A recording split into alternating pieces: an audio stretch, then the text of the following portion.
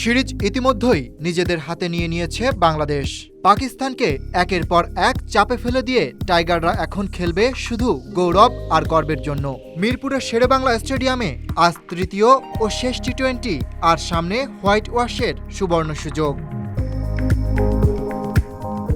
প্রথম ম্যাচে সহজ লক্ষ্যে জয়, দ্বিতীয় ম্যাচে ১৩৩ রানের ছোট টার্গেট, তবে দাঁতে দাঁত চাপা ৮ রানে জয়। এই সিরিজটা ছিল পুরোপুরি বাংলাদেশের নিয়ন্ত্রণে। বিশেষ করে জাকের আলীর ৫৫ ও মেহেদী হাসানের ঝড়ো ৩৩ রান দ্বিতীয় ম্যাচের নায়ক হয়ে ওঠে।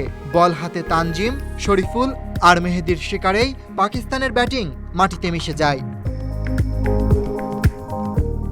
অন্যদিকে পাকিস্তানের তরুণ দলটা যেন কুলকিনারা হারিয়েছে। প্রথম ম্যাচে মাত্র ১১০ রানে গুটিয়ে যাওয়া, দ্বিতীয় ম্যাচে ২৮ রানে ৪ উইকেট অবস্থায় বিপদে পড়া বাংলাদেশের বিপক্ষেও জয় ছিনিয়ে আনতে পারেনি তারা। তবে ফাহিম আশরাফের ৫১ রানের লড়াই আর নবআগত আহমেদ দানিয়ালের ৩৩ রানে ২ উইকেট কিছুটা আশার আলো জ্বেলে দিয়েছিল।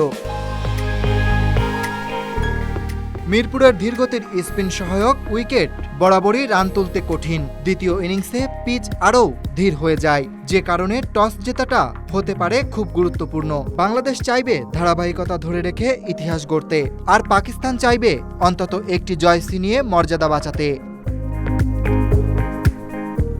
বাংলাদেশ বনাম পাকিস্তান তৃতীয় টি-20 আজ বিকাল ৬টায়। টাইগারদের হোয়াইট ওয়াশ দেখতে চোখ রাখুন পর্দায়, আর গর্জে উঠুন বাংলাদেশের জন্য।